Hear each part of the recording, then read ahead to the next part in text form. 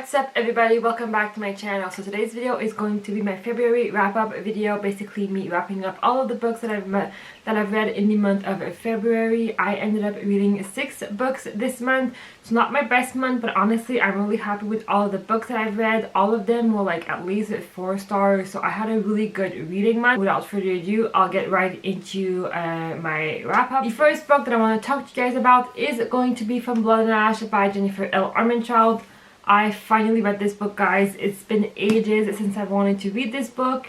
It's been on my TBR for, like I said, a few years now. I was really excited but nervous at the same time when I picked this book up, because I did read the Lux series from this author like years ago and I loved that series, but I don't know if reading that series now I would still enjoy it and it was still like that series. So I was really nervous picking this book up, and I heard this had a really slow beginning and it's a slower paced book, and so I was really nervous picking this book up, but I ended up really enjoying this book. This is a romance fantasy book. It's about this girl named Poppy, and she's waiting for her ascension, and while waiting she basically falls in love with one of her guards named Hawk, and it's their romance. But at the same time, this book is so much more than just a fantasy romance.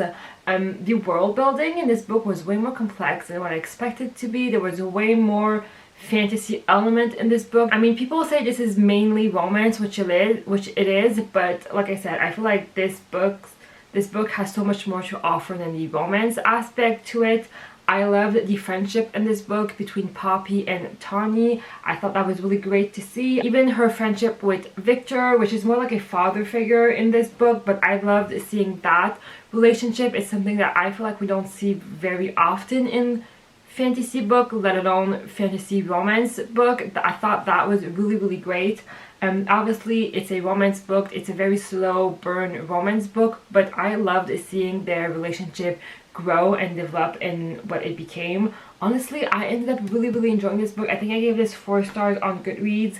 I will definitely pick up the second book. It's on my TBR for the month of March. I really liked it. I liked it way more than I thought I was going to, and I'm so happy I finally read it, and I would recommend this book to anyone who is interested in it. The next book that I have for you guys today is The Dragon Republic by R.F. Kuang. This is the second book in the Poppy Wars series, where we follow this girl named Rin, and in the beginning of the first book she takes this test in order to enter this military academy where she goes and train to become a soldier and to train for war basically. And while she's at the academy, war starts and she's thrown into the war and the brutality of war. And this is the second book, and guys, this book was something. This is a roller coaster of emotion. This book is like exhausting.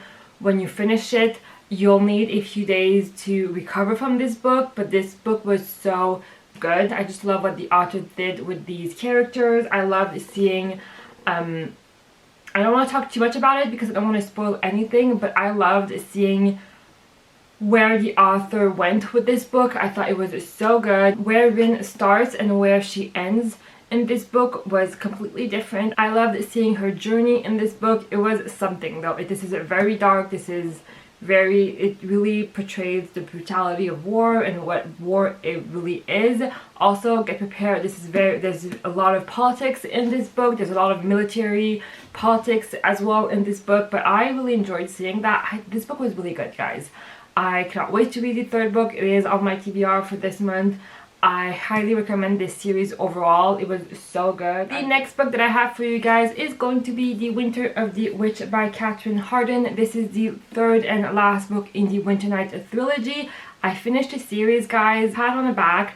I am really proud of myself. I mean, they're really short, but I never finish series, so I'm really happy when I actually do. The first book follows this girl named Vasya, and it is in this Russian-inspired fantasy where she is able to see these mythical creatures from her childhood stories, from the Russian folklore basically, and she's the only one that can see them. And that's kind of where the story picks up. And I said in my last 2 reviews for the first and second book that as much as I saw the common theme throughout the whole trilogy, I felt like each book kind of felt standalone-ish. Like each book kind of wraps up quite nicely and you could almost read them as standalone, but this wraps everything up so nicely. Reading this book, you really understand why you needed the first 2 books, which is something that I loved in that series. I really got to understand why we needed the first 2 books and how important they were to Vasya's storyline and what they brought to the story in general. I just loved seeing how the author tied everything up from the first 2 books in this book. It was just such a good conclusion to a trilogy. It was so satisfying, but it was so sad at the same time. This was so good. It felt like cozy but nostalgic. This was such a good last book in the series. I just loved this book so much. I can't really tell you more than that without getting into spoilers. Once again, I'm really sorry. But honestly, if you want to read this book, I would highly recommend them. They are so good. They're the perfect winter read, but also I feel like they would be the perfect fall read as well. Maybe because of the folklore aspect of the stories in this book, I feel like they have a spooky vibe to it, which I really loved seeing. The more that I thought about this book, the more that I liked it, and I think I ended up giving it 4.5 stars, I think. It was really good. I loved it. They were so good. Highly recommend this series in general. The last fantasy book that I read this month was Nevernight by J. Kristoff. I finally read this one. Another book that I had on my TBR for years now, and I finally read it. I did read The Empire of the Vampire last year by J. Kristoff, and I loved that book. That's why this book kind of got bumped up on my TBR, and I finally picked it up last month. And I'm so glad that I did. This was really, really good. This has been getting a lot of hype on BookTube, but I feel like people either love it or hate it. There's no in between, because this book, like everything is perfect from this book. Like the world building, the characters are so well built.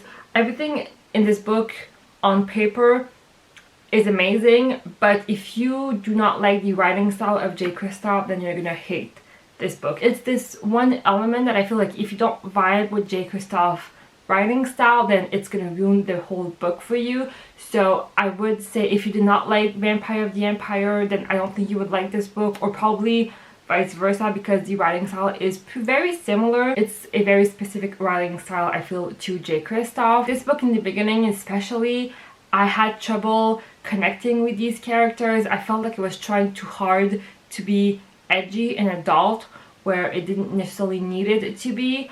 But as the story grows, I don't know exactly what happened. There's not a specific moment, but I just ended up loving these characters and loving Mia as a character. I never said what this book was about. Basically, this is about a girl named Mia, and when she's a little girl, all of her family is murdered, and then she is basically training to become an assassin to revenge her family. So she goes to this assassin school where she is surrounded by other assassins, and they're all training. So yeah, like I said, I ended up really enjoying Mia's character the more the story went on. At the beginning, I didn't love her, but she grew on me. And she has a cat, Mr. Kindly, which, I mean, he is freaking adorable. Not adorable. I don't think the word adorable would work here, but I loved Mr.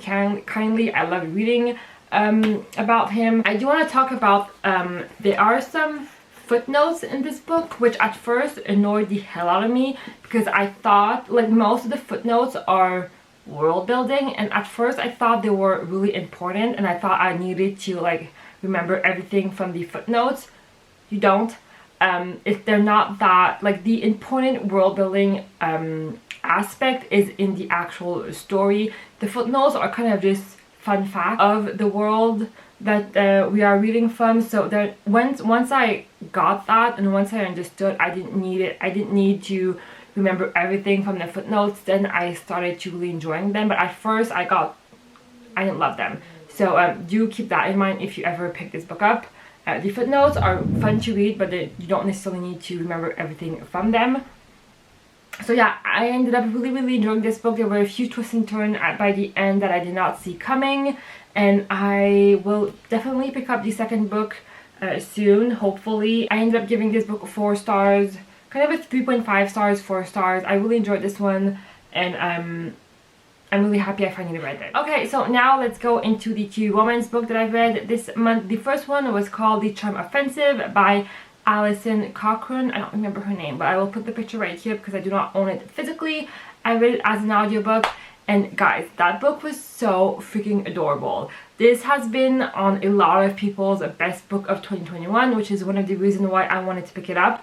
It's a Bachelor inspired romance. It's about this guy named Charlie who goes on the show, which is the equivalent of The Bachelor, where he has to date all of these women, and then he ends up ends up engaged with one of them. But while on the show, he ends up falling in love with one of the producers on the show. So it is a male-male romance, and their relationship was so freaking adorable. I loved seeing their chemistry together. They were so sweet with each other. They were so adorable together. I love them so freaking much. There's a lot of mental health representation in this book. Both of the main characters suffers from mental health issues, which I thought was handled pretty well. Mild spoiler maybe, but I love that Dev, which is the love interest in this book, gets to work on himself before they end up together. I loved seeing him go to therapy and work on himself, work on his issues before he ends up in a relationship. I think we don't see that enough in romance book, and I loved seeing that. This book was amazing, guys. I don't give 5 stars very often to romance book, but this one deserves 5 stars. I also love that we kind of got to see the flip side of the reality TV show. Since Dev is one of the producers, we got to see a lot of that side of the reality TV show. I thought it was really nice to see. I keep getting interrupted. I don't remember where I was. And so the last book that I have for you guys today is going to be I've Got Your Number by Sophie Kinsella. I picked up this book kind of on a whim where I was watching Bookables. I think it's Heather, her name is. Kind of older video where she is a really big fan of Sophie Kinsella, and I am too, but honestly I have not read one of her books in a really long time. And Heather said that this book was her favorite from hers, and I hadn't read that book yet, so I picked it up as an audiobook from my library. And this book was so freaking cute. I love this one so much. I mean, Sophie Kinsella in general is one of probably my favorite authors. I've read a bunch of her books. They're all really nice. They're all like chick lit, women's fiction type of books. They're really funny.